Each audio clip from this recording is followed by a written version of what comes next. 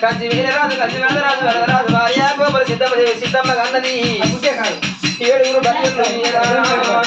బరియతో పుట్టింది బాలగంగ మేడలమ్మ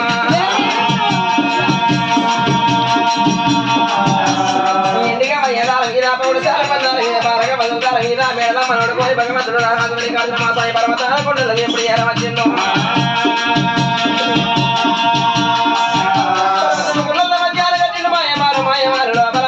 బంగారు తీరట్టుకుంటూ ఎలగట్టి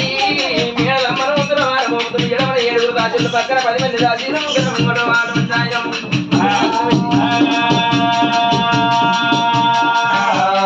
తొడగిన రొట్టెలతోటి దొప్పతోటి నేతలతోటి మేడలమ్మ ఏనాడు మౌనంగా ఉన్నదో 1 రోజు లేస్తుంది 2 రోజులు లేస్తుంది 3 రోజుల పొద్దు అవుతుంది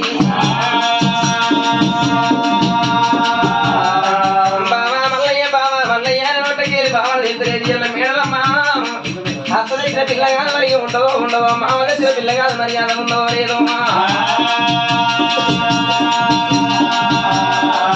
కులం తెచ్చిన పిల్లగాదురా